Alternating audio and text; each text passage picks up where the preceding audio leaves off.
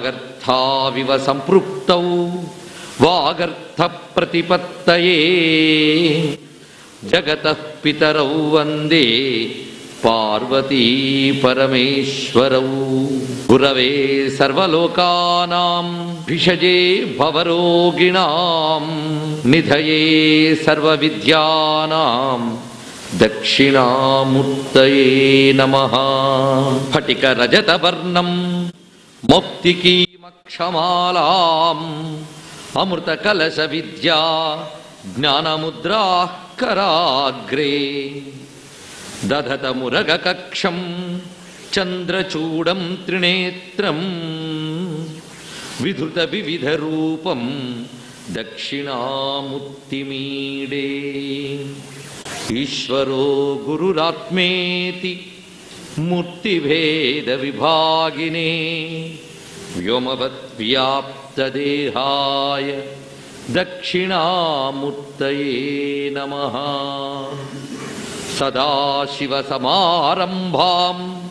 వ్యాసశంకరమధ్యమాం అస్మదాచార్యపర్యంతాం వందే గురుపరంపరాం. శివ శివేతి శివేతి శివేతి వా భవ భవేతి భవేతి భవేతి వా హరా హరేతి హరేతి హరేతి వా భజ మనః శివమేవ నిరంతరం భజ మనః శివమేవ నిరంతరం. శివాయ గురవే నమః. శివాయ గురవే నమః. శివాయ గురవే నమః. శ్రీమాత్రే నమః. శ్రీమాత్రే నమః. శ్రీమాత్రే నమః. శ్రీ విష్ణు రూపాయ నమః శివాయ. శ్రీ విష్ణు రూపాయ నమః శివాయ. శ్రీ విష్ణు రూపాయ నమః శివాయ. నమో మహద్భ్యో ఋషిభ్యో గురుభ్యో నమః. పరమేశ్వరమయమైన సభా సదస్సుకు సవినయ నమస్సులు సమర్పణ చేసుకుంటూ రుద్రం జపించడం వల్ల సమస్త భూమండలాన్ని శివునికి సమర్పించినటువంటి పుణ్యం లభిస్తుంది. అది విశేషం. ఏదైనా అర్పిస్తే కదని దేవత సంతోషిస్తుంది అంటే ఇవ్వగలిగినంత ఇస్తే ఆయన ఆనందిస్తాడు. ఒక్క రుద్రం చదివితే అదే గొప్ప సమర్పణాభావంట అని మనకి మరి ఒక పురాణంలో శివపురాణంలో చెప్పబడేటువంటి విషయం. ఇలాగా శృతి స్మృతి పురాణములు అన్నీ కూడా రుద్రం గురించి చెప్తున్నాయి. ఇన్నిటి చేత కీర్తింపబడ్డటువంటిది. అలాగే ఇతిహాసం వైపు వస్తే మనకి గొప్ప గ్రంథమైనటువంటి మహాభారతం రుద్రం గురించి చాలా విశేషంగా చెప్పినది. ద్రోణ పర్వంలో, అనుశాసనిక పర్వంలో, ఇతరత్రా కూడా ప్రస్తావించబడుతూ శతరుద్రీయమైన ప్రత్యేక అధ్యాయం ఉంది. అందులో వ్యాసదేవుడు ఉపదేశిస్తాడు శతరుద్రీయాన్ని ఒకచోట. అలాగే శ్రీకృష్ణ పరమాత్మ ఉపదేశించడం కూడా మనకు కనిపిస్తుంది. ఇదే శ్రీకృష్ణుడు రుద్రాన్ని జపించడం అనేటువంటి విషయం మనకి కూర్మ పురాణంలో కూడా ప్రస్తావించబడుతున్నది. ఇలాగ మనం చూస్తే భోగార్థినో ముముక్షత్వ ప్రాయశ్చిత్తార్థినోపివా రుద్రోపనిషదం ముక్త్వా గతిరన్యాన విద్యతే అని శివపురాణం చెప్తున్న మాట. భోగములు కోరేవారైనా, మోక్షాన్ని కోరేవారైనా, ప్రాయశ్చిత్తాన్ని కోరేవారైనా రుద్రోపనిషత్తుని పట్టుకుంటేనే వాళ్ళకి గతి లభిస్తున్నది అని చక్కగా వివరంగా మనకి శివపురాణం దీన్ని మించినటువంటిది లేదయ్యా అన్నారు. అసలు మనిషి దేనికోసం తాపత్రయపడతారు, దీనికి మన వేదం చక్కగా చెప్పింది. మన అవసరాలు మనకన్నా వేదమాతకు బాగా తెలుసు. పిల్లాడికి ఏం కావాలో తల్లికి తెలిసినట్లుగా వేదానికి తెలుసు. మనకేం కావాలో ఆ అమ్మకి తెలుసు. అందుకే అన్నీ చెప్పింది. అనేక రకాల జీవులకి వారి వారి యొక్క జీవలక్షణానుగుణమైన మార్గాలతో వారు పొందవలసిన దాన్ని పొందింపజేస్తుంది వేదమాత. అందుకేంటంటే అయ్యా జీవులకి రెండు కావాలి. ఒకటి ఇష్టప్రాప్తి, అనిష్ట పరిహారం. ఎవరికైనా అదే కదండి. ఇష్టమైనది రావడం, ఇష్టం లేనిది పోవడం. ఈ ఇష్టం అనేది మళ్ళీ రిలేటివ్ టర్మ్. ఎవడి ఇష్టం వాడిది. చిన్నపిల్లవాడికి చాక్లెటే ఇష్టం, పెద్దవాడు తెలివి మీరిపోయాడు కనుక అంతం శరణముపగమ్య, ఇష్టమైన బ్రహ్మముని శరణ వేడుతున్నాం అని చెప్పుకున్నారు బ్రహ్మవాదులు. అందుకు వారికి అది ఇష్టం. బ్రహ్మ భిన్నమైనదంతా వాళ్ళకి అక్కరేలేదు, పరమాత్మకు భిన్నమైనవేవి వారికి అక్కర్లేదు, పరమాత్మే కావాలి. అందుకు వాళ్ళకి అది ఇష్టం, మిగిలిన దాని ఇష్టం. అయితే వాళ్ళకి ఏది ఇష్టమో దానినిచ్చి, వీడికి ఏది ఇష్టమో వాడికి ఇది ఇచ్చి అన్నీ ఇవ్వగలిగేది ఒకటి రుద్రంట. వాడికి కావలసిన ఆ ఇష్టాన్ని ఇస్తుంది, వీడికి కావలసినటువంటి భోగములు ఏవైతే ఉన్నాయో ఇష్టములు ఇస్తుంది. అయితే భోగముల కోసం రుద్రాన్ని జపించిన తప్పు లేదండి, ఏం తప్పులేదు. అయ్యా నాకు ఏదో కష్టం వచ్చింది, రుద్రం పట్టుకున్నాను, మరి ఇష్టం అంటే బ్రహ్మమే అని చెప్పారు, నాకు అది ఇష్టం లేదు కాబట్టి రుద్రం నేను చెప్పను అంటే, దాని యందు నీకు ఇష్టం కావాలి అంటే ఆ ఇష్టం రాకుండా ఏదైతే చేస్తోందో ఆ పాపం పోవాలి కదా. ఆ పాపం పోవాలంటే రుద్రం చెప్పుకోవడం వల్ల ఇష్టమైన వస్తువు యందు ఇష్టం పుడుతుంది. ఉదాహరణకి జబ్బు పడ్డవాడి నాలికి రుచి తెలియదు, వాడు ముందు పరమాన్నం పెట్టినా ఒకటే చేదుగా ఉందండి అంటాడు, ఎంత పంచదార వేయండి. అది లోపం పరమాన్నంది కాదు, వాడి నాలికిది. అలాగే పరమాత్మ ఇష్టమైన వస్తువయ్యా ఇష్టమైన వస్తువయ్యా అంటే నాకు ఏం చెప్పినా అర్థమే కాలేదు, ఇంకా ఇష్టమేంటండి దాని యందు అంటే ఇష్టం పుట్టని జబ్బు ఒకటి ఉందన్నమాట. ఆ జబ్బు గురించి అన్నమాచార్య చాలా చక్కగా చెప్పాడు. తెగులు పడినవాడు తినబోయి మధురము చవిగాక పులుసుల చవిగోరినట్లు భవరోగముల పడి పరమామృతము నోర చవిగాక భవములు చవులాయనయ్యా ఎవ్వారు లేరు హితవు చెప్పగా ఒట్టి నవ్వులు పడి మేము నొగిలేమయ్యా అంటారు ఆయన. అలాగే దాని యందు రుచి పుట్టించడానికి ఉన్నదే ఒక పాపం అడ్డుతుంది. అందుకు మనకు లౌకికమైన ఇష్టాలు తీర్చుకోవడానికి ముందు రుద్రం చెప్పుకుంటే ఆ ఇష్టాలు తీరుస్తాడు. ఇది రుద్రంతో తీరిన ఇష్టాలు ఎలా ఉంటాయంటే మనల్ని బంధాల్లో ముంచేయకుండా అది తీర్చి మనల్ని సంస్కరించి క్రమంగా దాని మీద ఇష్టం పుట్టేటట్లు చేస్తుంది. అందుకే లౌకికమైన కామనలు ఉన్నా ఈశ్వర ఆరాధనతో తీర్చుకునేవాడు శుద్ధుడవుతాడు. ఈశ్వరారాధన లేకుండా లౌకిక ఉపాయాలతో కానీ తీర్చుకుంటే ఆ ఇష్టం వాడిని బంధన హేతువు చేసి ఇంకా పతనానికి తీసుకువెళుతుంది. అందుకే ఏదైనా కోరికలు కోరుకుంటే భగవంతుడిని కోరుకోండి, తప్పేమీ లేదు. ఏంటంటే దేవుడి దగ్గరికి వెళ్ళి కోరుకోవడం, ఆయన దగ్గర నేను కోరుకోనండి. ఇలాగే మా సద్గురువులు శివానందమూర్తి గారి దగ్గరికి ఒక ఆయన వెళ్ళాట, 30 ఏళ్ళు అమ్మవారిని పూజ చేస్తున్నాను, నేను ఏది కోరుకోలేదండి అని. గురువుగారు వెంటనే ఆ పాదాలు ఇటు పెట్టండి, దండం పెట్టుకుంటాను, నేను ఇప్పటికీ నాకు రైలు బెర్త్ దొరకలేదన్నా శివుడికి దండం పెట్టుకుంటాను నేను, అలా ఉన్నాను నేను అన్నారు. దీని అర్థం ఏంటంటే ఏ కోరికలు కోరుకోవట్లేదు, నేను చాలా గొప్పవాడిని అనేటువంటి మాటలు ఉన్నాయి, ఆత్మవంచన. మన ఆత్మలోకి పరిశీలిస్తే మనకే తెలుస్తాయి. ఇది వేదాంత వాక్యం 4 పుక్కిటి పట్టి ఏవో మాట్లాడటం కాదు, మన జీవుడు ఏంటో మన అంతరంగం ఏంటో మనకు తెలుసు. అందుకే కోరికలు ఉన్నప్పుడు కోరుకోవడం మంచిదే, కానీ స్వామి ఆ కోరిక ధార్మికమై ఉండాలి. అధార్మికమైన కోరికని ఉంచుకుని అది తీర్చమని భగవంతుని అడిగితే ఆయన తీర్చడు సరికదా. హఠం పట్టి లాక్తే చివరికి మళ్ళీ అది పతన హేతు అవుతుంది. అలా హఠం పట్టి కోరిక తెచ్చుకున్న రావణాదుడు గతి ఏమైందో ఆలోచించుకోండి. అందుకు ఆ విధంగా కోరుకోవడం కాదు, ధార్మికమైనటువంటి కామములు ఏవైతే ఉన్నాయో వాటిని పరమేశ్వరుని ముందు విన్నవించుకుంటే అప్పుడు ఎలా అడగాలి, స్వామి నువ్వే నాకు శరణ్యం కాదన్న కానీ ఈ వాసన ఏంటో లాగుతుందయ్యా, అందుకోసమని. అలాగా మహాయతులకు కూడా పాపం పొడుం డబ్బా మీద కోరుకుండొచ్చు, మనం చెప్పలేం. అంత మాత్రం చేత ఆయన పొడుం డబ్బావే భక్తిగా ఉన్నాడా అంటే మనం ఆయన ఇష్టం పరబ్రహ్మమే, కానీ ఇదేదో పూర్వజన్మ వాసన, అది అతను పొడుం డబ్బాను ఉపాసించడం లేదు. అలాగే ఈ వాసనాప్రాయమైనటువంటి ఏవైతే ప్రేరణలు ఉంటాయో తత్సంబంధమైన ధార్మికమైన కోరికలు, ధర్మావిరుద్ధో భూతేషు కామస్మి భరతర్షభ అన్నాడు గీతలో పరమాత్మ. ధర్మమునకు విరుద్ధము కాని కోరిక నా స్వరూపం అన్నాడు కృష్ణ పరమాత్మ. మరి శరీరం ఉన్నప్పుడు భోగం అనేది తప్పదు, ఏదో ప్రారంభం లేకపోతే శరీరం ఎందుకు వచ్చింది? మనం దాచిపెట్టుకున్న పుణ్యం క్షయం కావాలి అంటే భోగ సేవనం వల్లే క్షయం అవుతుంది. ఆ భోగం ధార్మికమైన భోగాన్ని పరమేశ్వరుని అడిగి పొందితే ఏం జరుగుతుంది అంటే ఈశ్వరుడి స్టాంప్ ఉంటుంది దాని మీద.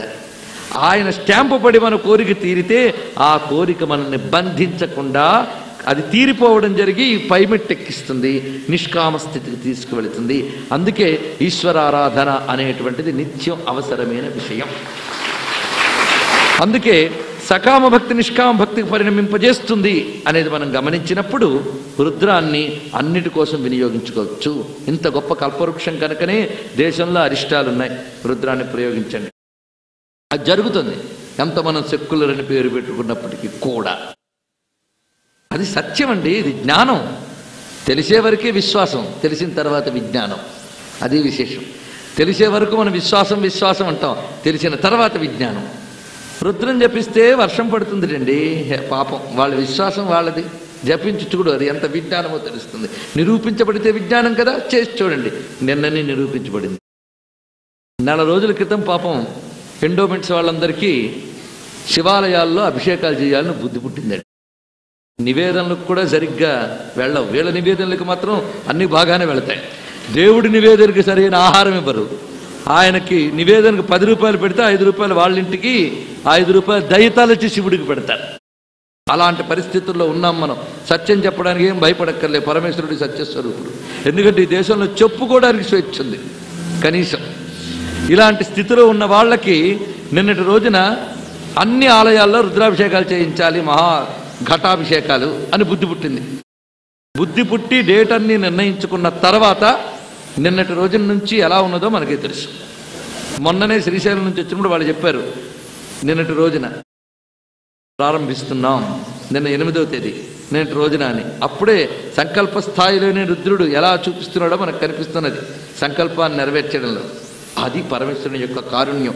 ఎప్పుడైనా ప్రతి వాడికి కూడా ఈశ్వర ప్రార్థన వృధా పోదు. వాడి జీవితంలోనే వాడికి సాక్ష్యాలు ఉంటాయి, మీరు గమనించితే.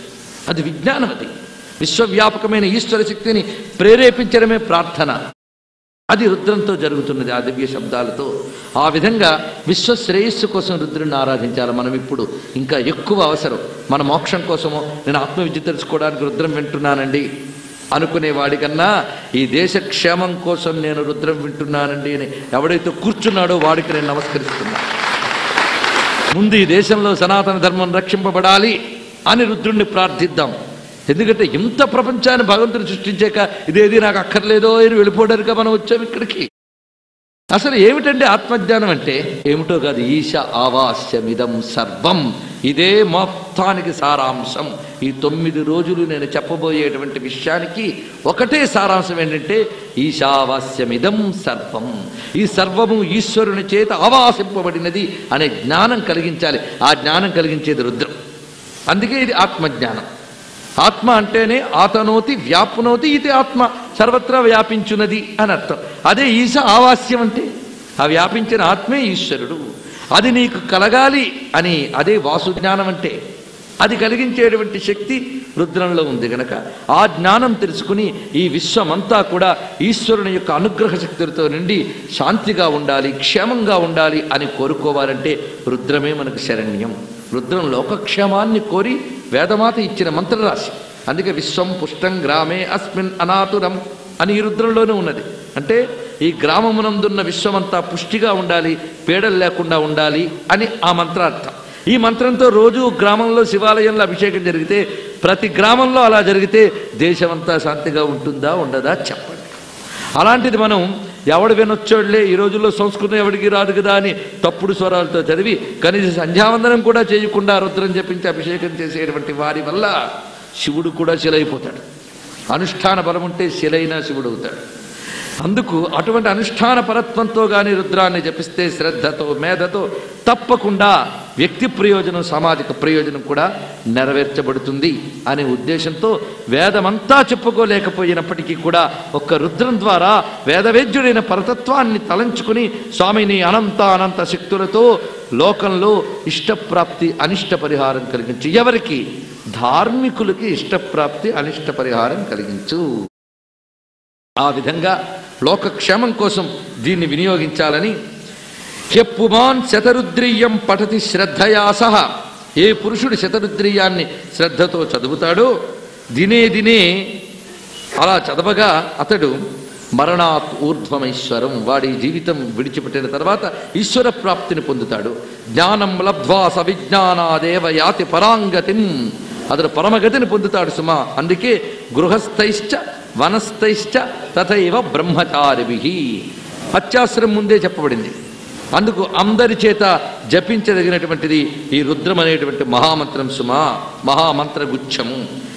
ఈ విషయం మనకు మహాభారతంలో అనేక పర్వాల్లో చెప్తూ కైలాస సంహిత అనే భాగంలో, ఇది మహాభారతంలోనే మనకు వస్తుంది ఈ భాగం.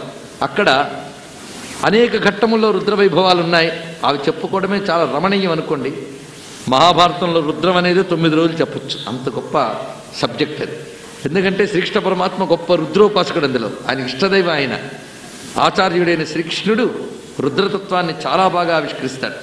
అందులో సైంధవ వధకి ముందు రాత్రి అర్జునుడు ఆలోచనలో ఉన్నప్పుడు అతను ప్రతిజ్ఞ చేశాడు, సూర్యోదయం లోపల అతడు తల తీసేస్తాడు. ఆ ప్రతిజ్ఞ నెరవేర్చగలనా అనే బాధతో అతడు ధ్యానం చేస్తూ ఉంటే శ్రీకృష్ణ పరమాత్మ అతన్ని కైలాసానికి వద్దకు తీసుకువెళతాడట. ఆ మానస సరస్సు దగ్గర ఉన్న కైలాసానికి తీసుకువెళ్ళాడు. భారతే కైలాసయాత్రాయా మానస సరస్థిత పాశుపతాస్త్ర ప్రసాదనార్థం. అక్కడికి తీసుకువెళ్ళి పరమేశ్వర సందర్శనం చేయించాట. అంటే ఇక్కడ ఉన్నవాడిని అక్కడి దాకా తీసుకెళ్ళి అంటే ఆ టైంలో అక్కడి దాకా వెళ్ళాడా వచ్చాడా అంటే అర్థం సూక్ష్మదేహాన్ని క్షణాల్లో తీసుకువెళ్ళాడు ఆయన కృష్ణ పరమాత్మ. ఆ తీసుకువెళ్ళగానే ఎదుగా పరమేశ్వరుడు గోచరించాడు. ఆ గోచరించినప్పుడు ఈశ్వరుడు అనుగ్రహించాడు, చూపించట. చూపిస్తే పాశుపతాస్త్రం కనిపించింది. ఈ పాశుపతాస్త్రం చుట్టూ అనేకములైన భుజంగములు కాపలా కాస్తూ ఉన్నాయి. ఇక్కడ సర్పములు, ఈ సర్పములు జ్వాలలు వెళ్ళగొరుకుతూ ఉన్నాయట. వాటిని చూశాడు. వెంటనే కృష్ణ పరమాత్మ జానుభ్యామవనింగత, ఆ మోకాళ్ళు భూమికి ఆంచి 2 చేతులు దోయిరించి శిరస్సు వంచి శతరుద్రీయ మంత్రాలను జపించాడు కృష్ణ పరమాత్మ. నమస్తే రుద్రమన్యవ అంటూ మొదలుపెట్టాడు. ఇవి ఎప్పుడైతే కృష్ణుడు జపిస్తున్నాడో అర్జునుడు కూడా ఆయన పక్కన కూర్చుని ఆయనతో పాటు జపం చేస్తూ ఉంటే క్రమంగా ఈ సర్పములన్నీ చల్లబడి పాశుపతాస్త్రం అర్జునుని చేతికి వచ్చిందిట. మరి అంతకుముందు తపస్సు చేశాడండి, తపస్సు చేశాడు, కానీ పాశుపతాస్త్రం ప్రయోగించవలసిన అవసరం ఇంతవరకు రాలేదు. ఆ తప ఫలితంగా ఉన్న దివ్యాస్త్రం ఈ క్షణం సిద్ధింపబడింది. అందుకు మళ్ళీ శతరుద్రీయమే అయింది. ఈ ఘట్టం మనకి చక్కగా మహాభారతంలో వర్ణించబడుతుంది. అదేవిధంగా శ్రీకృష్ణ పరమాత్మ అనేక చోట్ల ఈ రుద్రాన్ని జపించడం పూర్తిగా మన కుర్మపురాణంలో మహాభారతంలో ప్రస్తావించబడుతుంది. అత్ర పూర్వం ఋషికేశో విశ్వాత్మ దేవకీ సుతః ఉపవాస వత్సరం కృష్ణ సదా పాశుపతవ్రత. సంవత్సరం పాటు ఉపవాస దీక్ష చేసి శ్రీకృష్ణ పరమాత్మ భస్మోద్ధూడిత సర్వాంగో రుద్రాధ్యయన తత్పర. ఇది విశేషం. భస్మధారణ చేసి రుద్రాధ్యయనం చేసేట శ్రీకృష్ణ పరమాత్మ. ఎందుకయ్యా ఇంత పని చేసేవు అని అడిగేట అర్జునుడు. ఈ విషయం మనకి కూర్మపురాణంలో చెప్తూ మయా ప్రమాణం యదతో లోకస్తదనువర్తతే నా యాదేయోస్తి కశ్చిన్మే వరపాండవనందనా. నేను ఇదంతా ఎందుకు చేశాను అంటే నన్ను ప్రమాణంగా లోకం తీసుకుంటుంది కనుక అందరినీ రుద్రం జపించడానికి ప్రోత్సహించడానికి నేను చేశాను. అంతేగాని నాకు ఒకడు వరం ఇచ్చేవాడు ఉన్నాడో చెప్పు అన్నాడు. నేనే సర్వలోకాలకి వరం ఇచ్చేవాడిని, నాకెవరైనా వరం ఇవ్వాలా? నేను చేశాను. అందుకు నాకు అభిన్నమైన ఆ పరమేశ్వరుణ్ణి నేను ఆరాధించాను అనే విషయాన్ని చక్కగా చెప్తూ ఆరాధితవాన్ అహం ఆత్మానమాత్మనా. ఇది కృష్ణుడు చెప్పిన మాట. నన్ను నేను ఆరాధించుకున్నానన్నాడు కృష్ణ పరమాత్మ. అంటే పరమేశ్వరునికి కృష్ణుడికి ఉన్న అభేదాన్ని ఆ పురాణం ఆ విధంగా చెప్పింది. ఇలాగ మనం రుద్రం యొక్క ప్రశస్తిని ఇన్ని విధములుగా గమనించాం. ఇప్పుడు రుద్రాభిషేకం చేసుకోబోతున్నాం.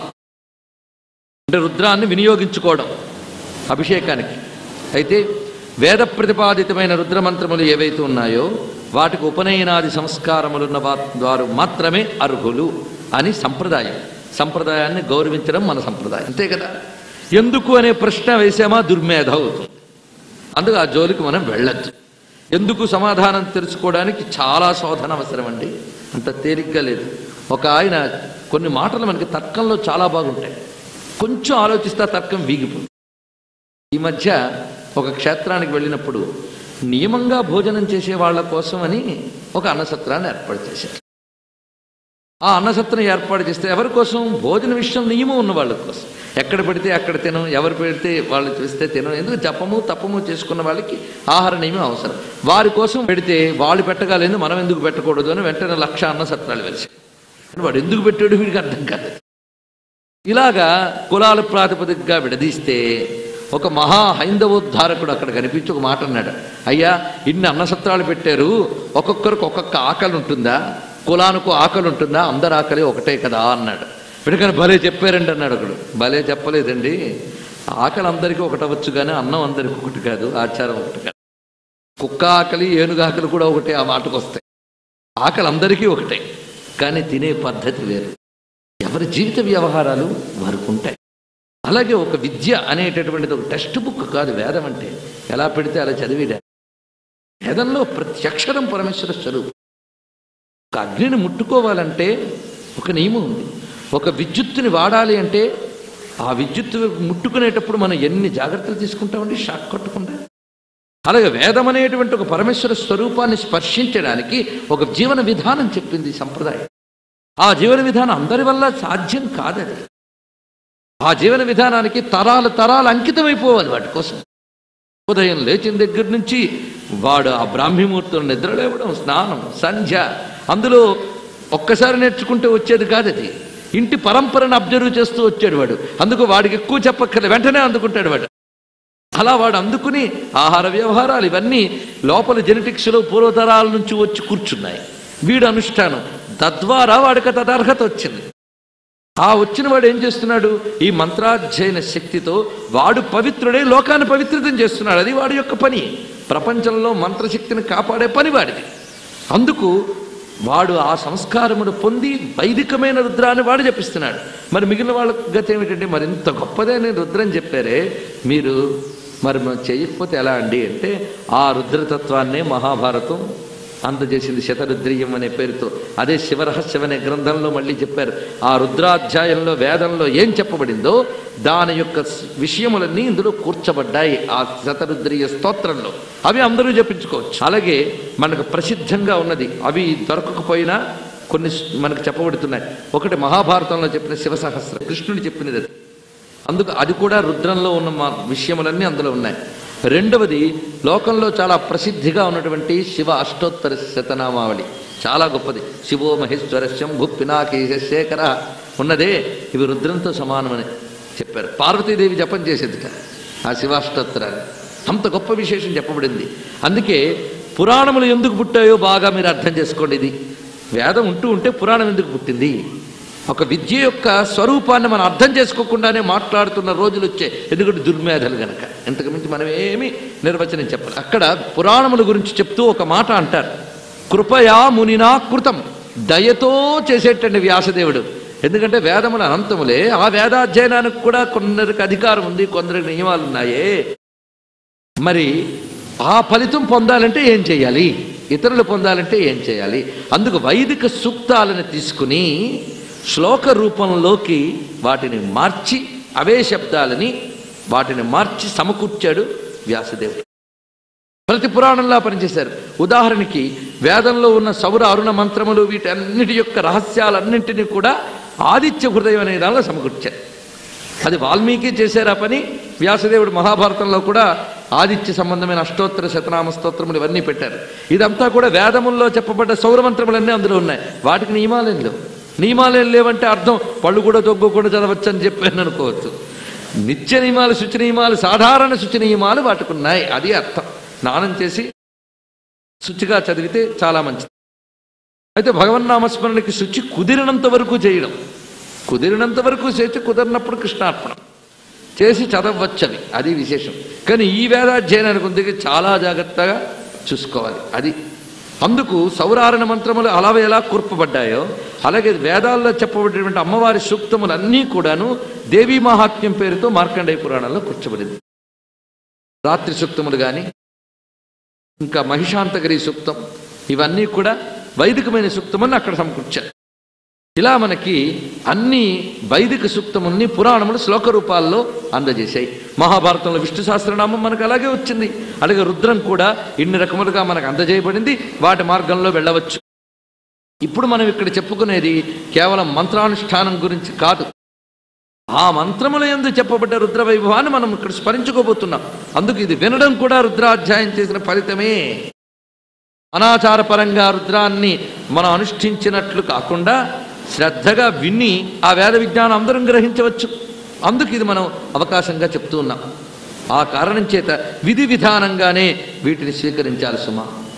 అలా మనం వినియోగించేటప్పుడు మనకు శుచి మొదలైనవి లేనప్పుడు, ఇంకా ఇతర నియమాలు లేనప్పుడు మనం ఉండగలిగిన శుచి ఉండి ఆ నియమం పాటించే వాడిని పిలిపించి రుద్రం చేయించుతాం మనం. అవునా కదా? ఆలయాల్లో వాటిలోని మన ఇళ్లలో కూడా రుద్రాభిషేకం చేయించుకుంటాం. ఏవైనా గ్రహదోషాలు బాగోలేకపోయినా, అనారోగ్యాలు వచ్చినా రుద్రం గొప్ప మందు. ఎలాంటి గ్రహదోషాన్నైనా పోగొట్టగలదు.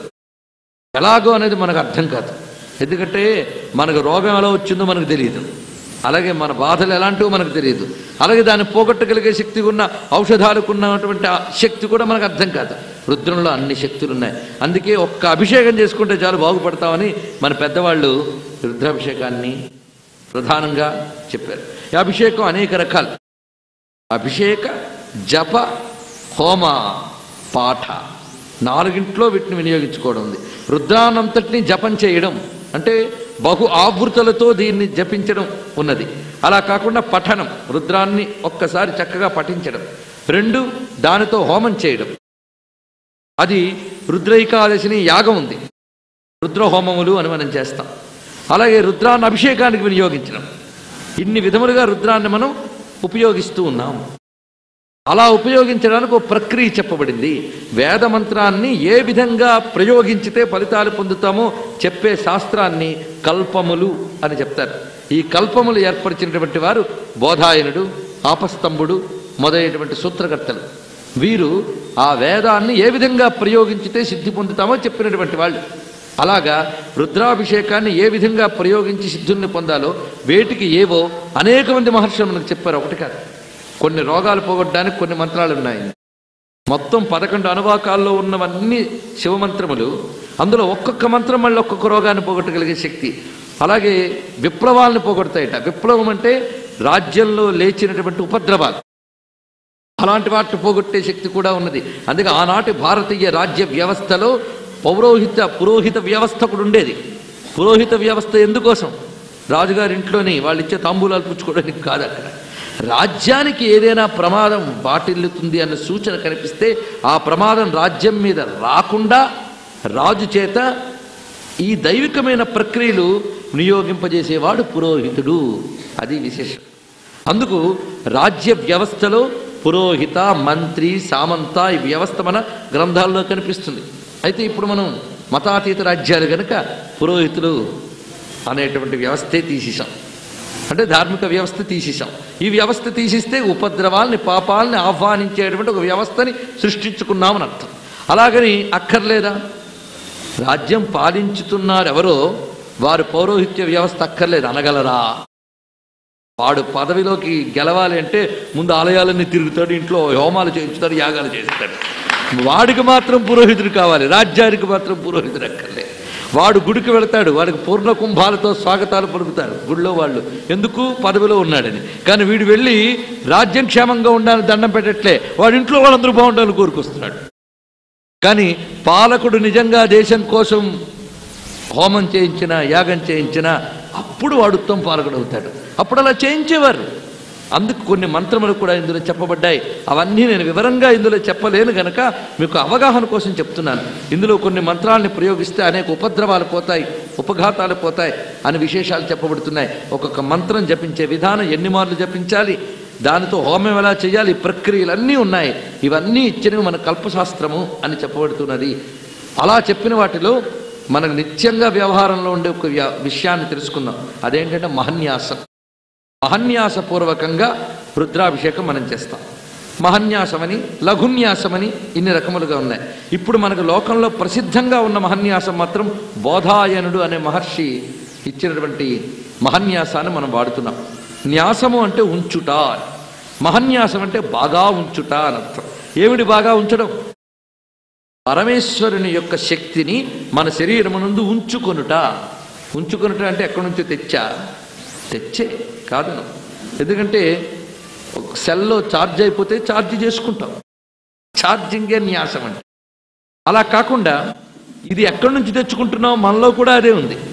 అది ఎలాంటిది అంటే నిప్పు చుట్టూ నివురు కమ్మితే ఆ నివురుని ఊది నిప్పును రగుల్చుకున్నట్లుగా మన ప్రతి ఇంద్రియాల్లో పేరుకుపోయిన మాలిన్యాన్ని తొలగించి శుద్ధి చేసే శక్తి మహన్యాసంలో ఉంది. శరీర శుద్ధ్యర్థం అంటారు. శరీర శుద్ధి మంత్రంతో అవుతుందా? షికాయో, సున్నిపిండో, లేదా 100 సబ్బులో అవి ఉపయోగించారు, కానీ రుద్రం ఉపయోగిస్తే వస్తుందా? ఇక్కడ బాగా గుర్తుపెట్టుకోండి.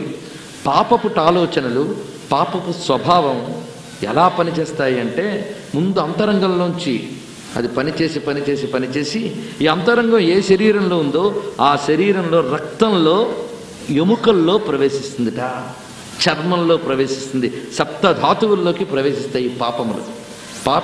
ప్రసరించి దేహమంతా పాపమయం చేస్తాయి. అందుకు చాలా జాగ్రత్తగా ఉండాలి. ఆ పాపాలను పోగొట్టగలిగే శక్తి రుద్రానికి ఉందిట.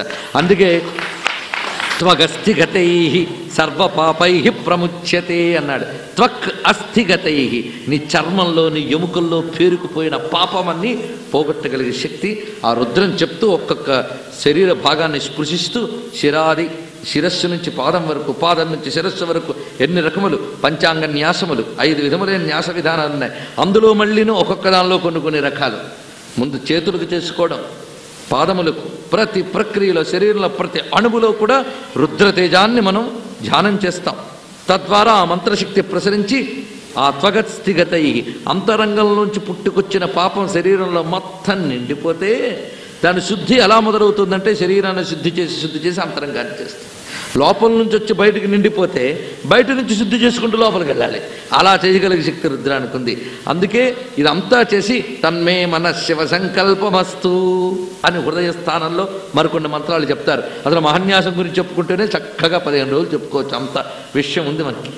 కానీ మహాన్యాసాన్ని ఇప్పుడు ఒక్కసారి భావిస్తే చాలు, మహాన్యాసం జరిగిన భావన వచ్చిందా లేదా? చాలండి, భావన చాలు. మన త్వగస్థిగతై సర్వపాపై ఆ రుద్రుడు తొలగించుగాక, ఈ సర్వ పాపములను తొలగించుగాక. దీన్ని రౌద్రీకరణం అంటారు. రౌద్రీకరణం అంటే రుద్రమయం చేసుకోవడం. రుద్ర తేజస్సుతో శరీరం నింపుకుంటే అలా నిండిపోయిన వాడిని చూసి దేవతలు నమస్కరిస్తారు, క్షుద్రములన్నీ తొలగిపోతాయి. ఈ మాటే చెప్తారు శంకరులు. వక్షస్థాడన శంకయా విచలితో వైవస్వత. అటువంటి వాడి దగ్గర యముడు వెళ్ళడానికి భయపడతట, గుండె తడుపుకుంటాట. ఎందుకంటే ఒకప్పుడు శివభక్తుల దగ్గరికి వెళితే గొప్ప సన్మానం జరిగింది. ఆ పరమశివుడు వచ్చి ఒక్క తాపు తన్నేడు ఎడంకాలతో. అందుకు అటువంటి వాడి దగ్గరికి వెళ్ళడాయన. యమకింకరులు కానీ ఇతర క్షుద్రశక్తులు కానీ వాడిని హింసించడానికి రావు. అది రుద్రాధ్యాయనకున్నటువంటి శక్తి. అందుకు మహాన్యాసం చేసి శుద్ధుడై అప్పుడు రుద్రాన్ని వినియోగించుతున్నాడు. దీని ద్వారా వాడు ఏమయ్యేట? వాడే రుద్రుడైపోయేట. ఇది విశేషించండి. ఇలా చెప్పగలిగే సంస్కృతి ఎక్కడైనా ఉందా అంటే ఒక్క భారతదేశంలో ఉంది. నువ్వు రుద్రుడు కాకపోతే రుద్రుడిని పూజించకన్నారు. ఇంకెవరు ఆ మాటలే. నా రుద్రో రుద్రమచ్చేయత్తు, నువ్వు రుద్రుడు అవ్వయ్యా. కుళ్ళిపోయిన పండుని భగవంతుడికి నివేదన చేయడానికి ఎవరైనా సిద్ధపడతారా? మకిలి పట్టిన పువ్వుని భగవంతుడికి ఇస్తారా? మరి అశుద్ధితో కూడిన దేహంతో భగవంతుడిని అర్చించడానికి సిద్ధపడడం పాపమే కదా. అందుకు ముందు దాన్ని శుద్ధం చేసుకోవాలి. దానికి మళ్ళీ రుద్రుడే ముందు. అందుకు మహాన్యాసంతో శుద్ధం చేసుకుంటే అప్పుడు నీ శరీరంలో రుద్ర ఇతరములు ఏవైతే ఉన్నాయో అవి తొలగి నువ్వే రుద్రుడు అవుతున్నావు. అదే సారూప్యం తవ పూజనే శివ మహాదేవేతి సంకీర్తనే అని శివానంద లహరిలో చెప్పారు. ఈ సారూప్య స్థితి వచ్చి సర్వం ఆత్మానం రుద్రరూపిణం ధ్యాయేత్. ఆ రుద్రుణ్ణి ముందు నీయందు ధ్యానించు అన్నాడు. ఆ విశేషం చూడండి ఇక్కడ. ఆ రుద్రుడు ఎలా ఉన్నాడో ఒక్కసారి మనం ధ్యానం చేద్దాం. ఆ ధ్యాన ప్రక్రియ చాలా గొప్ప విశేషం. ఆత్మని రుద్రుడిగా ధ్యానించడం, ఆ స్వరూపాన్ని ఆవిష్కరించుకోవడం. అంటే పరమేశ్వరుని మనం ధ్యానించేటప్పుడు ఎలా ధ్యానిస్తున్నాం? ఎక్కడో కైలాసంలో ఉన్నవాడినే ధ్యానించచ్చు, కానీ ఎక్కడ ధ్యానిస్తున్నాం? అమృతంతో తడిసిపోయినట్ట పరమేశ్వరుడు. అలా అమృతంతో తడిసిపోయినటువంటి పరమేశ్వరుణ్ణి శుద్ధ స్ఫటికము వలె ప్రకాశిస్తున్న తెల్లని ఛాయవాడిని హృదయమారా ధ్యానించి అప్పుడు ఆవాహన చేస్తారు ఎదురుగా ఉన్న లింగంలోకి. ఇది చెప్పడం ఏంటంటే కేవలం మహాన్యాసం గురించో రుద్రం గురించో చెప్పడం కాదు, భారతీయ పూజా విధానం మీద మీకు అవగాహన కలగాలి. అది ఇక్కడ విశేషం. ఏ విధంగా అర్చన చేస్తున్నామంటే ప్రాణప్రతిష్టాపన అని. ఎవడి ప్రాణాలను తెచ్చి ఎక్కడ ప్రతిష్టాపన చేస్తాం? ఎక్కడి నుంచి తీసుకొస్తున్నాం అంటే నీ లోపల ఉన్న ఆత్మ చైతన్యమును ప్రాణము ద్వారా తీసుకొచ్చి ప్రతిష్ఠ చేస్తున్నావు అని అర్థం. ప్రాణ ప్రతిష్టాపన అంటే ప్రాణాలను తెచ్చి ప్రతిష్టాపన చేయడం కాదు, నీ ప్రాణశక్తి ద్వారా పరమేశ్వరుని ప్రతిష్ఠ చేస్తున్నావు. ఏ పరమేశ్వరుణ్ణి? నీ లోపల ప్రాణశక్తికి ఎవడు హేతువో అతడిని నీ ప్రాణముల ద్వారా తీసుకొస్తున్నావు. అందుకు ఆ స్వరూపాన్ని ఒక్కసారి ధ్యానిద్దాం. శుద్ధ స్ఫటిక శంకాసం త్రినేత్రం పంచవక్త్రకం గంగాధరం దశభుజం సర్పాభరణ భూషితం నీలగ్రీవం శశాంకాభం నాగయజ్ఞోపవీతినం వ్యాఘ్రచర్మోత్తరీయంచ వరేణ్యం అభయప్రదం కమండల్ వక్షసూత్రాజ్యైరన్వితం శూలపాణినం జ్వలంతం పింగళజటం శిఖాముజ్యోతకారిణం అమృతేనాప్లుతం హృష్టం ఉమాదేహార్ధధారిణం దివ్యసింహాసనాసీనం దివ్యభోగ సమన్వితం దిగ్దేవతా సమాయుక్తం సురాసుర నమస్కృతం నిత్యంచ శాశ్వతం శుద్ధం ధ్రువం అక్షరం అవ్యయం సర్వవ్యాపినమీశానం రుద్రం వై విశ్వరూపిణం ఏవం ధ్యాత్వా వ్రతం సమ్యక్ తతో యజనమారభేత్. ఇది రుద్రస్వరూపాన్ని మొత్తం చూపించారు. మన ఎదురుగా కనిపించిన ఆ దివ్యమంగళ విగ్రహం 10 చేతులతో 5 ముఖాలతో పింగళ జట ఎర్రని జటలతో దానిలో తెల్లని చంద్రలేఖతో గంగాధరుడై ప్రకాశిస్తూ ఉన్నాడు. వృషభవాహనుడై ఉన్నాడు. నీలకంఠుడై ఉన్నాడు. నాగయజ్ఞోపవీతం ధరించి ఉన్నాడు. ఆయన చుట్టూ కూడా దిగ్దేవతలు గుర్చుకుంటున్నారు. సర్వదేవతలు సిద్ధులు మహర్షులు ఆ పరమేశ్వరుని సంకీర్తన చేస్తున్నారు. ఇలా కనబడ్డ ఆ సగుణ స్వరూపం నిజానికి ఏది? నిత్యంచ శాశ్వతం శుద్ధం ధ్రువం అక్షరం అవ్యయం సర్వవ్యాపినం అనడంలో నిర్గుణమైన పరమాత్మతత్వాన్ని చూపించారు. అదే ఇది అని చెప్పి విశ్వరూపిణం, విశ్వమంతా వ్యాపించి ఉన్న ఒక మహారుద్రస్వరూపం నీ ముందు ఉన్నది. దాన్ని ధ్యానించి ఇప్పుడు వాడు ప్రాణప్రతిష్ఠాపన చేస్తున్నాడు. అది ఎలాగూ అనేది ఒక్కసారి మీరు గమనించితే, ఇప్పుడు నేను చెప్పిన దాని మీద ఎప్పుడైనా రుద్రాభిషేకం చేస్తే వాళ్ళు ఏం చెప్తున్నారో మీరు ఆలోచించండి. అందులో ఏం చెప్తారు? అగ్నిర్మే వాచిశ్రిత వాగృధయే హృదయం మయీ అహమృతే అమృతం బ్రహ్మణి. ఇది చాలండి అర్థం చేసుకోవడానికి. తెలిసి నా వాక్కు పలుకుతోంది. ముందు వాక్కు గురించి చెప్తాం, ఎందుకంటే ముందు ఎక్స్ప్రెషన్ కదా. ఈ వాక్కు పలకడానికి కారణం ఎవరు? అగ్ని. ఆ దేవత లేకపోతే ఇది పలకదు. అగ్నిర్మే వాచిశ్రిత, అగ్ని నా వాక్కునుందన్నాడు. ఈ వాక్కు ఎక్కడుంది? వాగ్హృదయే.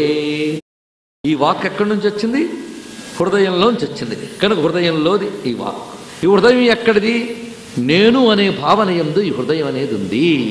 నేను అనే భావన యందు ఈ మనస్సు ఉంది. అందుకే హృదయం మయీ. ఈ నేను అనే భావన ఎక్కడున్నది? అహం అమృతే. నేను అమృతతత్వమైనటువంటి నాలో ఉన్న అమృతత్వం ఉంది, జీవత్వం అందులో ఉంది. ఇది ఎక్కడుంది? అమృతం బ్రహ్మణి, బ్రహ్మమునందుంది. అహం బ్రహ్మాస్మికి ఇంతకన్నా అధ్యయనం కావాలా చెప్పండి? ఇలా వాక్కు నుంచి నువ్వు వెళ్ళు. సరే, వాక్కు ఎలాగో కన్నలాగా ఇలాగ నా ప్రాణశక్తి ఇన్ని రకములుగా ప్రసరించి వస్తున్నది. అది తెచ్చి ధ్యానిస్తాడు. అక్కడ అతను చెప్తూ ఉంటాడు, ఏమని? బిళవదనం పట్టుకున్నారా? శివరంగం మీద పెట్టారా? అగ్నిర్మే వాచసిత వాగ్రదే హృదయమయ్య అమృతం బ్రహ్మణి. అక్కడ పెట్టి ఇక్కడ పెట్టి ఇక్కడ పెట్టండి. కన్ఫ్యూజన్ అటో ఇటో అనుకుంటూ ఉంటాం. దానికి అర్థం ఏంటంటే, ఇక్కడ ఉన్నది ఏదుందో దానిని మనం మన ప్రాణశక్తి ద్వారా తీసుకువచ్చి బాహ్యంలో ఆరాధన చేసి అది విశ్వవ్యాపకమైన మహాశక్తిని దానిలో జనరేట్ చేసి మొత్తం తీసుకొచ్చి ఏం చేస్తున్నాం? ఉద్వాసన చెప్పాను చివరి. ఉద్వాసన అంటే మళ్ళీ తన యొక్క ఉత్కృష్టమైన వాసస్థానంలోకి పంపించడం. ఏది ఉత్కృష్టమైన వాసం? ఎత్తుగా పెట్టడం. ఎత్తుగా పెట్టడం అంటే అర్థం ఏంటండి? నువ్వు చూస్తున్న వాటికి పైన పెట్టడం. నువ్వు చూస్తున్నవి ఏమిటి? ఈ ఇంద్రియములు, వాసనలు, తన్మాత్రలు, వీటన్నిటికీ ఎత్తున పెట్టడం అంటే దాని యొక్క అసలు స్థానమైన ఆత్మయందు దాన్ని ఉంచుట. అక్కడికి తీసుకెళ్ళి పెట్టేటప్పుడు ఇప్పుడు ఏమైంది? అది విశ్వరూపిణమైన రుద్రతేజం కనుక ఇంకా నీ నుంచి అదే ప్రసరిస్తూ ఉంటుంది. అది ఈశ్వరారాధనలో ఉన్న మర్మం. ఇది తెలుసుకోవడానికి మీకు ఆ జ్ఞానమంతా ఇవ్వగలగడం రుద్రంలో చెప్పాడు గనక ఆరాధన అంతా రుద్రంతోనే చేస్తున్నాడు. ఇక్కడి నుంచి 11 అనువాకాలు వాడు అభిషేకానికో పూజకో వినియోగిస్తున్నాడు. ఆ వినియోగించబడడం ఏం చేస్తున్నది? విశ్వవ్యాపినం ఈశానం అన్నారే, విశ్వవ్యాపకుడైన ఈశానుణ్ణి తెలియజేస్తున్నది అని అర్థం. ఆ విశ్వవ్యాపకుడైన ఈశానుణ్ణి తెలియజేసే విద్యే రుద్రం అంటే అర్థం. ఎలాగా ఆ రుద్రుడు విశ్వమంతా నిండిపోయి ఉన్నాడో నీకు ఎరుకలోకి రావడానికి చెప్తున్నాడు అని ఇందులో ఉన్నటువంటి అంతరార్థం. ఇప్పుడు మహాన్యాసం చేసేసాం ఇవాళ. ఇంకా మిగిలింది అభిషేకం. బయట జరుగుతుంది అదే. అయితే ఆ జరగవలసిన అభిషేకాన్ని ప్రారంభించుకుందాం. ఈరోజుకి మహాన్యాసం చెప్పుకున్నాం. పరమేశ్వరుణ్ణి ప్రాణప్రతిష్ఠాపన చేసుకున్నాం చక్కగా. ఇంకా స్ఫటికలింగాన్ని ఒక్కసారి ధ్యానిద్దాం. ఇప్పుడు చెప్పిన ఆ పరమేశ్వరుని యొక్క స్వరూపం ఆ లింగంలో మనం దర్శిస్తున్నాం. ఆ ధ్యాన శ్లోకం చెప్పుకుని ఆ ధ్యాన శ్లోకంలో చెప్పబడిన రుద్రుడేమిటో రుద్ర నమకం ఏమిటో, దీనికి నమకం అనే పేరేమిటో చెప్పుకుందాం. ఒక్కసారి ఆ ధ్యాన శ్లోకాన్ని మనసారా అనుకుని, ఆపాతాళ నభస్థలంత భువన బ్రహ్మాండమా విస్ఫురత్ జ్యోతిస్ఫాటికలింగమౌళి విలసత్ పూర్ణేందువాంతామృతైః హస్తోకాప్లుతమేకమీశమనిశం రుద్రానువాకాంజపన్ ధ్యాయే దీప్సిత సిద్ధయే ధ్రువపదం విప్రోభిషించేచ్చివం. బ్రహ్మాండ వ్యాప్తదేహాః భసిత హిమరుచా భాసమానా భుజంగైః కంఠే కాళాః కపర్దాః కలిత శశికళాశ్చండకోదండహస్తాః త్రియక్షా రుద్రాక్షమాలాః సలలిత వపుషా శాంభవా మూర్తిభేదాః రుద్రాః శ్రీరుద్రసూక్త ప్రకటిత విభవాః న ప్రయచ్చంతు సౌఖ్యం. వేదంలో ఒక భాగంలో రుద్రో ఏషో అగ్ని రుద్రః అని మంత్రం ఉన్నది. ఈ అగ్నియే రుద్రుడు అని చెప్పబడుతూ మంత్రం ఉన్నది. మహాయజ్ఞములన్నీ చేసిన ఫలితం రుద్ర పారాయణ వల్ల వస్తున్నది అని చెప్పడం కారణం ఏంటంటే, యజ్ఞముల్లో ఏ పరమేశ్వరుడు ఉపాసింపబడుతున్నాడో ఆయన ఇందులో పరిపూర్ణంగా ప్రతిష్ఠింపబడ్డాడు. యజ్ఞముల్లో మనం అగ్నిహోత్రాన్ని ఆరాధిస్తాం. అగ్ని వేరు, అగ్నిహోత్రం వేరు. అగ్నిహోత్రం అంటే మనం ఆరాధించే అగ్నిని అగ్నిహోత్రం అంట. యజ్ఞాగ్ని కుండంలో ఏ అగ్నిని రగుల్చుతున్నామో దాన్ని, ఆ రగిల్చిన అగ్ని యందు దేనిని ఆవహింపజేస్తున్నాం? పంచభూతాలలో ఒకడైన అగ్నిని మనం అందులో ఆవహింపజేయడం లేదు. పంచభూతాలకి ఏది మూలమో ఆ అగ్నిని అందులో ఆవహింపజేస్తున్నాం. అది పరమేశ్వరమయమైనటువంటి అగ్ని. దాన్నే మనం చిదగ్నండి. ఆ పరమేశ్వర భావాన్ని అందులో మనం తీసుకొచ్చి అందులో ఆహుతులు వేస్తున్నాం. ఆ వేసిన ప్రతి ఆహుతి ఆయా దేవతకి చేర్చుతున్నవాడు ఆ పరమేశ్వరుడు. ఎందుకు ఆయన సర్వదేవతామయుడు గనక. ఇప్పుడు మనకి రుద్రుడు అనగానే ఆ అగ్ని స్వరూపుడు అని తెలియాలి. అందుకే రుద్రాన్ని అగ్నిగా ఆరాధించి యజ్ఞంలో వినియోగించడం కనిపిస్తున్నది, అభిషేకంలో వినియోగించడం కనిపిస్తున్నది.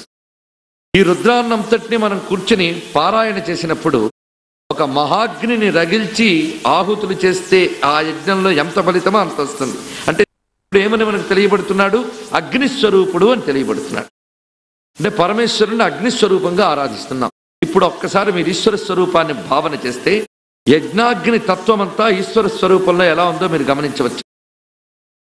శివుని యొక్క జటాజూటం పింగళ జటలు అంటారట. ఎర్రని జటాజూటం అయినది. ఆ జటాజూటంతో ఉన్న పరమేశ్వరుని యొక్క ఆ జూట భాగంలో ఉన్నది గంగా, చంద్రవంక, నెలవంక.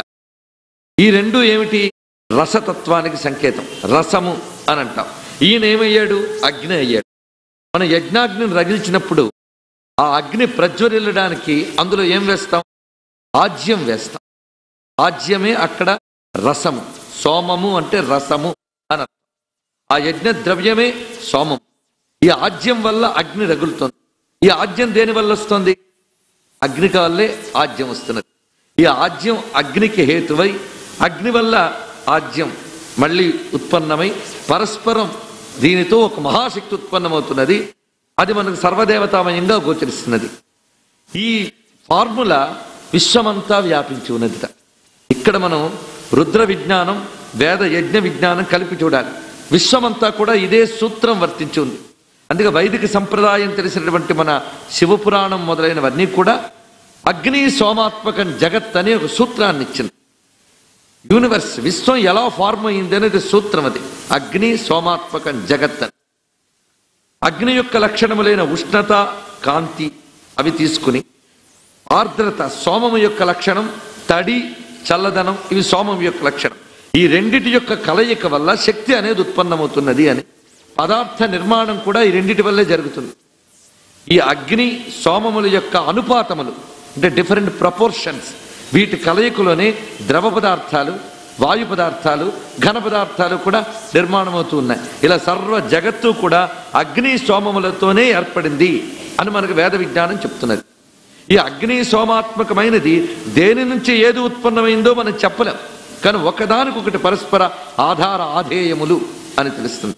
ఈ విషయాన్నంతటిని గ్రహింపజేసేటువంటి గొప్ప సంస్కృతి భారతీయ యజ్ఞ సంస్కృతి. ఈ యజ్ఞ సంస్కృతిలో ఏం చేశారు? అగ్నిని రగుల్చుతున్నారు, ఆజ్యం వేస్తున్నారు. వేసి సర్వదేవతా శక్తుల్ని అందులోంచి మనం పొందుతున్నాం. ఈ వేసినప్పుడు అగ్ని శిఖలలో ఆ ఆహుతులు సోమరసం పడుతూ ఉంటే ఆ దృశ్యాన్ని ఒక్కసారి మీరు భావన చేయండి. పరమేశ్వరుడు ఆ అగ్ని జటలలో సోమము గంగని నెలవంకని ధరించడం అదే తత్వం. ఆ అగ్ని యజ్ఞాగ్ని తత్వమే ఆ రుద్రుని యొక్క స్వరూపం. నిజంగా ఆయన జటల్లో అగ్నిని చూపిస్తున్నా ఈ వ్యక్తమయ్యేటువంటి ఆ అగ్నికి సోమానికి ఆయన యొక్క పరతత్వమే ఆధారం. ఈ పరతత్వం నిర్వికారం. అందుకే ఆయన శుద్ధ స్ఫటిక సంకాసుడై ప్రకాశిస్తూ ఉన్నటువంటి వాడు. ఈయనకి అగ్ని అని పేరు ఎందుకు వచ్చిందంటే పరమేశ్వరుణ్ణి వేదం అగ్ని అనడంలో కారణం అగ్రే నియతి ఇది అగ్ని అని, ముందు ఉన్నవాడు అని అర్థం. సృష్టికి పూర్వమే ఉన్న పరం జ్యోతి స్వరూపుడు ఆ పరమేశ్వరుడు. ఇలా జగన్ నిర్వహణ అంతా కూడా ఒక మహాయజ్ఞమని ఆ యజ్ఞతత్వాన్ని మనం దీనిలో చూస్తూ ఉన్నాం. ఈ కారణం చేతనే అగ్నిలో మనం ఆహుతులు వేసి ఎలా ఆరాధిస్తున్నామో అదే విషయాన్ని మనం లింగంగా అభిషేకం చేసినప్పుడు అదే తత్వాన్ని మనం గ్రహిస్తున్నాం. అగ్ని సోమాత్మకమనే తత్వగ్రహణమే శివుడికి అభిషేకం చేయడంలో ఉన్న వైదిక అర్థం. మిగిలిన అర్థములు ఎన్ని చెప్పుకున్నప్పటికీ కూడా వైదిక సంప్రదాయ అర్థం. అంటే లింగార్చన అగ్నిహోత్రంలో యజ్ఞం చేయడం రెండు ఒకటి. అంటే రుద్రుణ్ణి మనం భావించేటప్పుడు ఈ అగ్నిమయ స్వరూపాన్ని గ్రహిస్తున్నాం. శివునికి ఈ రుద్ర అని పేరు పిలవగానే ఒక శక్తి మనకు వస్తుంది. ఒకే పరమేశ్వరుడు అయినప్పటికీ ఒక్కొక్క పేరుతో ఒక్కొక్క శక్తిని వ్యక్తం చేస్తాడు. శివుడు అనేది త్రిగుణాలకి అతీతమైన పరమేశ్వరుని యొక్క స్వరూపం.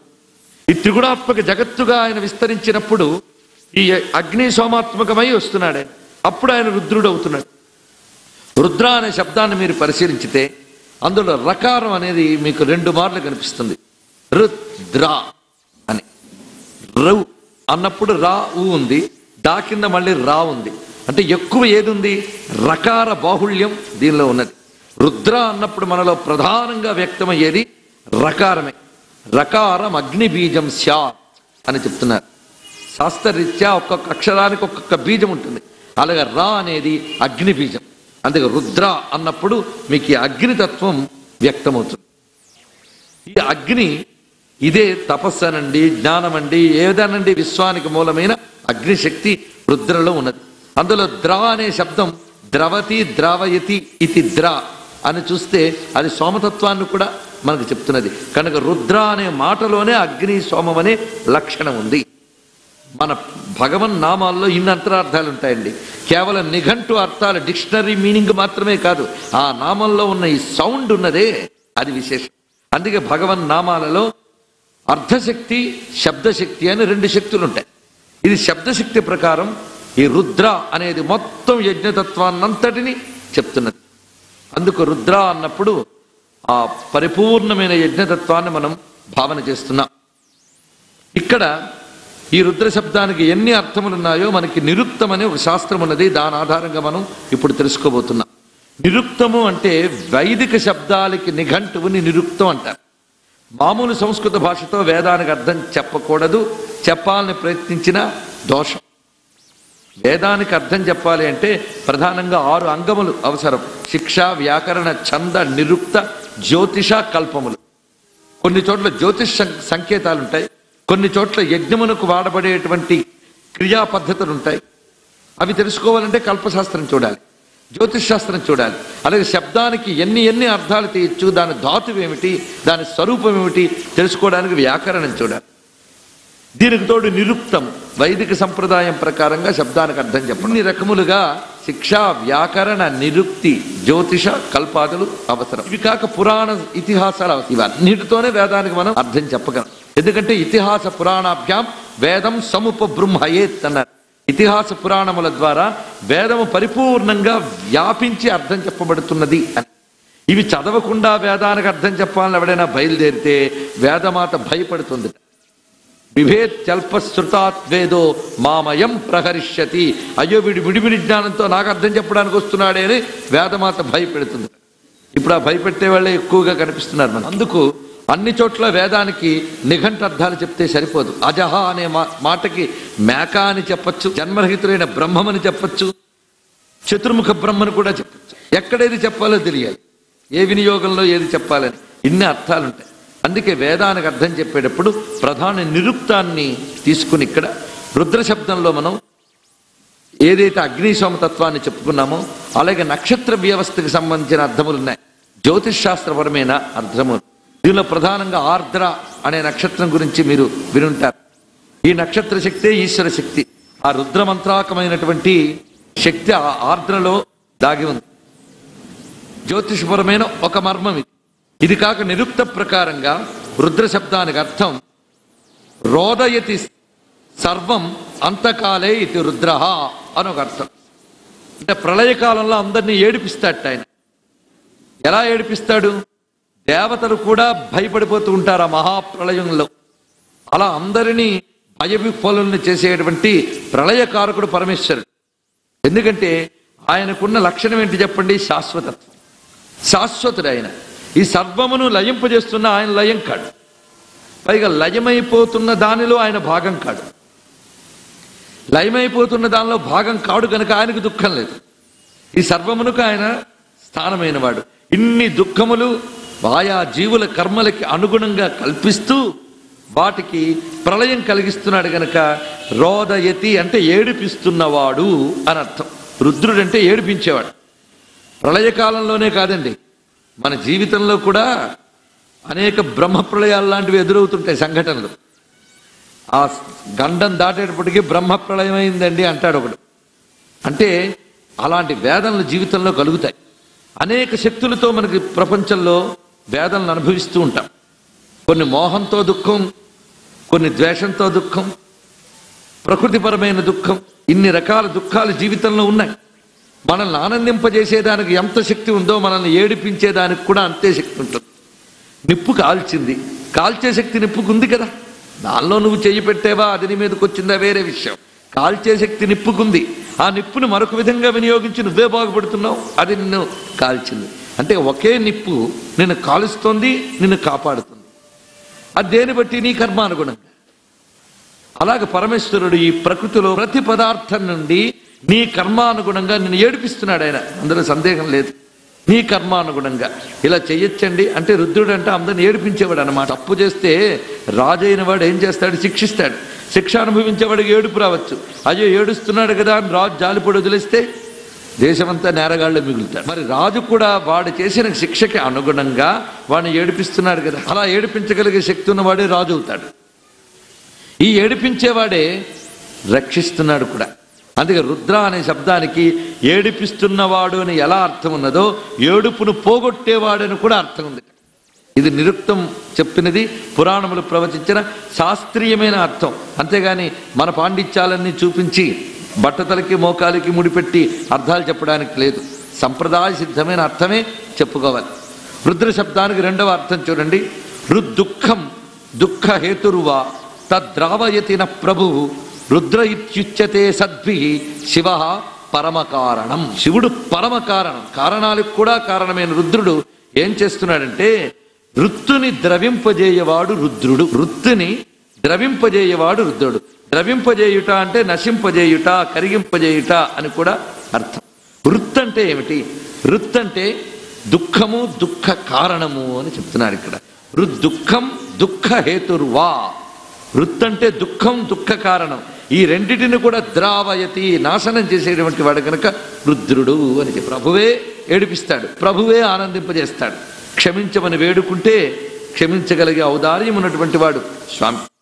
ఆ కారణం చేత ఆనందదాయకుడు, దుఃఖ విమోచకుడు. లోకంలో కొందరు దుఃఖ విమోచకులు కనిపిస్తారు. ఆ దుఃఖ విమోచకత్వం ఎలాంటిది అంటే ఏడిచేవాడు కన్నీళ్లు తొడవడం లాంటి. అది కన్నీళ్లు తుడుస్తుంది తప్ప ఏడుపుకి కారణమైనటువంటి దాన్ని తొడవలేదు. లోకంలో ఎవ్వరూ కూడా ఏడుపుని పోగొట్టగలరేమో కానీ ఏడుపుకి అసలు కారణాన్ని ఎవరు పోగొట్టలేరు. దుఃఖానికి అసలు కారణం ఏంటి చెప్పండి? ఏదో ఘటనలు అంటాం, ఘటనలేం కాదు. అజ్ఞానం అసలు కారణం దుఃఖానికి. అవిద్య మూల కారణం. దానిని నాశనం చేయగలిగేటువంటి శక్తి ఒక్క ఆయన వద్ద ఉంది. గురుస్వరూపుడై మన యొక్క అజ్ఞానాన్ని సమూలంగా నాశనం చేస్తే దుఃఖం అనేదే లేదు. ఈ అజ్ఞానం చేత పాపం, పాపం చేత అజ్ఞానం పరస్పరం వృద్ధి చెందుతాయి. మన పూర్వకృత పాపముల చేత అజ్ఞానం పేరుకుపోతుంది, అజ్ఞానం చేత మరిన్ని పాపాలు చేస్తాం. అందుకు దుఃఖానికి కారణం పాపం, పాపానికి కారణం అజ్ఞానం. ఈ రెండు కారణాలని సమూలంగా నశింపజేయగలిగే శక్తి పరమేశ్వరునికి మాత్రమే ఉంది గనక దుఃఖం దుఃఖ హేతురువా తద్రావయతి న ప్రభు. దీన్నే మనం మామూలు భాషలో చెప్పాలంటే దుంప తెంచేవాడు అని అంటారు. ఎందుకంటే చెట్టుని పెకలిస్తే లాభం లేదండి, దుంప మిగిలితే మళ్ళీ మొలకెత్తుతుంది. అందుకే దుంప తెంచడమే మూలాన్ని తీసేయడం అని. మూలమే దుంప అంటే. ఆ మూలం ఏమిటి? దుఃఖమూలం. దుఃఖమూలం అజ్ఞానం. ఇప్పుడు పరమేశ్వరుణ్ణి ఈ నిర్వచనం మీరు ఎటువైపు అన్వయించుకున్నా వస్తుంది. ప్రస్తుతం మనకేదో దుఃఖం కలిగింది, ఈ దుఃఖం నుంచి పోగొట్టవయ్యా అని శివుణ్ణి అడుగుతాం. ఆయన పోగొట్టాడు, అంతేనా? కాదు. మనకు కూడా తెలియని ఆ అజ్ఞానం అనేది ఉందే, దాన్ని గుర్తించడం మహా కష్టం. అజ్ఞానాన్ని గుర్తించడానికి ఒక జ్ఞానం కావాలి. దానిని గుర్తింపజేసి ఆ అజ్ఞానాన్ని కూడా నాశనం చేసేవాడిని గురువు అని అంటాం. అంటే శివుడు గురుస్వరూపంగా బ్రహ్మ విద్యనిచ్చి కైవల్యాన్ని ఇచ్చేవాడుగా కూడా రుద్రుడు. లౌకికంగా కూడా మనకి ఇష్టప్రాప్తి అనిష్ట పరిహారం చేయగలిగేవాడు రుద్రుడు. మనకేదో ఒకటి లభించలేదు, లేదో కూడనిదేదో లభించింది, దానితో దుఃఖం వచ్చింది మనకి. అప్పుడు పరమేశ్వరుని ఆశ్రయించాం. ఆయన వెంటనే గమనించాడు, దీనికి ఏది కారణమో దాన్ని తొలగించాడు. దానితో ఈ సమస్య పరిష్కరింపబడింది. కొందరు అంటారు, ఏమండి ఏదో అనారోగ్యం వచ్చినా వ్యాధి వచ్చినా భౌతికమైన ఔషధాలు వాడాలి కానీ రుద్రం చదువుకో జపం చేసుకో ఇవేమిటండి, ఇలాంటివి ఎవడైనా చెప్తాడు. మనదంతా మూఢనమ్మకాలండి అనుకోవడమే పెద్ద మూఢనమ్మకం. వైద్యం చేయించుకోవాలి, ఔషధులు పుచ్చుకోవాలి, ఔషధులతో రోగాలు పోతాయి అనుకుంటే ఎన్నో రోగాలు ఉన్న వాళ్ళు ఎన్ని రకాల ఔషధాలు వాడుతున్నా తగ్గని వాళ్ళు మనకి ఎంతమంది కనిపిస్తున్నారు. తగ్గిన వాళ్ళ కన్నా తగ్గిన వాళ్ళే అనేక మంది కనిపిస్తూ ఉంటారు. ఒకడికి పనిచేసే ఔషధం మరొకడికి పనిచేయదు. ఒకడికి వెంటనే ఉపశమనం ఇచ్చే ఔషధం మరొకడికి ఇవ్వదు. పోనీ ఔషధం పని చేయాలన్నా డాక్టర్ పని చేయాలన్నా ఆ ఇద్దరు సరియైన వాళ్ళు వీడికి దొరకాలన్నా మరొకడు వెనకుండాలి. అదే అనుకూలత అనేటువంటిది. సరియైన టైంలో సరైన డాక్టరు సరిగ్గా డయాగ్నోస్ చేయగలగడం కూడా ఒక యోగం అండి. లేకపోతే ఉట్టి కడుపు నొప్పుని వెళ్తే క్యాన్సర్ చెప్పి మందులు ఇచ్చి చిట్ట చివరికి అయ్యయ్యో ఇంతేనా అని వామిస్తే తగ్గిపోయిందండి అనేటువంటి వాళ్ళు కూడా కనిపిస్తారు. అంటే వైద్యుడు కూడా సరిగ్గా రోగాన్ని పోల్చి మనకి ఉపకరించాలన్నా ఆ వైద్యుడిలోంచి వచ్చే రుద్రుడు సహకరించాలి. మనకి విషమంతా వ్యాపించిపోయాడు కనుక సరి అయిన వాడు దొరకాలన్నా ఆయన చేయగలడు. ఎలా బాగు చేసుకుంటాడో ఆయన ఇష్టం అండి. ఇక్కడ కొన్ని జీవితంలో కూడా మనకి సంఘటనలు జరుగుతాయి. అప్పటికవి తేలిగ్గా అనిపిస్తాయి, కానీ కొంచెం మీకు ఆలోచిస్తే తర్వాత అర్థమవుతాయి. ఇలాంటి సంఘటనలు ప్రతి వారి జీవితంలో ఉంటాయి, ఒక్క నాకే కాదు. ఇక్కడ చెప్పే స్థానంలో ఉన్నాను కనుక చెప్తున్నాను, కానీ చెప్పడానికి అవకాశం ఇస్తే ఇక్కడ అందరూ చెప్పగలరు. అలాంటి కొన్ని సంఘటనలు ప్రతి వారి జీవితంలో జరుగుతాయి. ఒకసారి భీమవరంలో శివతత్వ ప్రవచనానికి వెళ్ళినప్పుడు అక్కడ ఒక బ్యాంకు ఉద్యోగి వచ్చి ఒకే ఒక్క మాట మీకు చెప్పి వెళ్ళడానికి వచ్చానన్నాడు. ఏమిటండి అంటే అతనికి శరీరంలో భయంకరంగా సొరియాసిస్ వ్యాధి వచ్చింది. కొన్ని సంవత్సరాలు బాధపడ్డాడు, చనిపోదామని కూడా అనుకున్నట్టు. ఆయన చిట్ట చివరికి ఆ వ్యాధిని తట్టుకోలేక ఎన్ని మందులు వాడాడు, ఆయన తిరగంది లేదు, అనేక చోట్లకు వెళ్ళేట తగ్గలేదు. ఆఖరికి ఒకరోజు, ఆ రోజు శివరాత్రి, ఆయన ఉదయం నుంచి ఒకటే పని పెట్టుకున్నాడు. తనకు అందుబాటులో ఉన్న ఆ గోదావరి తీరంలో శివాలయాలన్నీ చూసేట. ముఖ్యంగా అక్కడ పంచారామ క్షేత్రాలు ఉన్నాయి. అవన్నీ చూసి శివుడితో ఒకటే అన్నట్ట, నువ్వు తగ్గించేవా సరే, లేకపోతే నేను రేపో మాపో నీ ముందే ప్రాణాలు వదిలేస్తాను గట్టిగా నిర్ణయించుకున్నాడు. ఎందుకంటే వ్యాధి భరించలేకపోతున్నాడు. అలా తిరిగి రోజంతా ఉపవాసం ఉండి రాత్రి ఇంటికి వచ్చిన వెంటనే అతనికి హైదరాబాద్ నగరం నుంచి ఒక ఫోన్ వచ్చింది. ఇక్కడ ఒక డాక్టర్ దొరికాడు, నువ్వు ఒక్కసారి రా అని చెప్తే ఆయన శివరాత్రిని కూడా చూడకుండా వెంటనే వస్త్రాలు ప్యాక్ చేసుకుని వచ్చేసాడు. వచ్చి మరుసటి రోజే కలిశాడు. మందు వాడిన మరుసటి రోజే అతనికి వ్యాధి తగ్గిందండి. ఇది జరిగిందని అతను చెప్పాడు.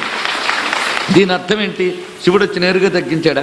శివుడు ఎక్కడికి రావాలి, శివుడు ఎక్కడ లేడని అప్పుడు ఆ అనుకూలింపు చేసి అలాగా తగ్గించాడు. ఇది పరమేశ్వరుని కృప. ఆశ్రయించిన వాళ్ళకి దుఃఖ కారణాన్ని పోగొట్టగలడు. అందుకు రుద్ర అంటే రెండవ అర్థం ఇది. ఏమంటే రెండు అర్థాలు ఒక్కడికే ఉంటాయా అంటే మరి ఒక్కడే రెండు పనులు చేస్తున్నాడు. అందుకు రెండు అర్థాలు ఒక్క పేరులోనే పెట్టుకున్నాడు. అంతేకాకుండా మరొకటి చెప్తున్నారు చూడండి, ఋతం సంసార దుఃఖం ద్రావయతి అని వైదిక నిరుక్తమే చెప్పింది. సంసార దుఃఖమును ద్రవింపజేసేవాడు. ఎందుకంటే మహర్షుల దృష్టి అంతా దాని మీద ఉంటుంది. ఈ పై ఏడుపుడు కాదు. చిన్నపిల్లవాడు చాక్లెట్కి ఏడవడం అనేటటువంటిది మనకు సిల్లి. కానీ అదే స్థాయిలో మనముంటే అంతకు మించిన వేదన మరొకట్లేదు. అలాగే మన దుఃఖాలన్నీ కూడా బ్రహ్మవాదులకు చాలా సిల్లి. వాళ్ళు అసలు దుఃఖం ఏంటో వాళ్ళు కనుక్కున్నారు, దాని మూలం తీయాలి అని ప్రయత్నిస్తారు గనక వాళ్ళు ఈ నిర్వచనాన్నే చెప్తారు, సంసార దుఃఖం ద్రావయతి. ఇది మరొక అర్థం. ఇంకొక అర్థం చూడండి, ఋతవు నాదాంతే ద్రవతి ద్రావయతి రుద్రః. ఇది యోగపరమైన అర్థం, ఇది వైదికమైన అర్థమే. ఋతం అనే శబ్దానికి నాదము అని అర్థం ఉన్నది. ఋతవు నాదాంతే ద్రవతి అని అంటే ఋతము యొక్క అంతమునందు ద్రవించువాడు అని అర్థం చెప్పారు. నాదాంతం అనేది మామూలు విషయం కాదండి. ఇది ఇక్కడ తెలియాలంటే కొంత యోగంతో కొంత ఉపాసనతో సంబంధం ఉండాలి. లలితా శాస్త్రంలో మనకి బాగా అలవాటు ఉన్నది గనక దానిలో చక్రముల పేర్లు అందరికీ తెలుసు. ఈ చక్రములతో మనం చేసే సాధన ప్రాణాయామ సాధన. దీనితో ప్రణవాన్ని ప్రాణాయామంగా వినియోగించుతారు. ప్రణవ మంత్రాన్ని ఓం అని. ఈ ఓం అనేటువంటి సాధన చేసినప్పుడు ఇది ఎక్కడికి వెళుతుందో మనం గమనించమన్నాడు. ఆ వెళ్ళే స్థానం ఓం అన్నప్పుడు అకార ఉకార మకారాలు అంటాం మనం, కానీ బయటికి వినబడేది వ్యక్తమే అకార ఉకార మకారాలు. దీని వెనకాల అవ్యక్తం చాలా ఉంది. వ్యక్తం కన్నా అవ్యక్తం చాలా విస్తృతి. నమః శివాయ సాంబాయ శాంతాయ పరమాత్మనే.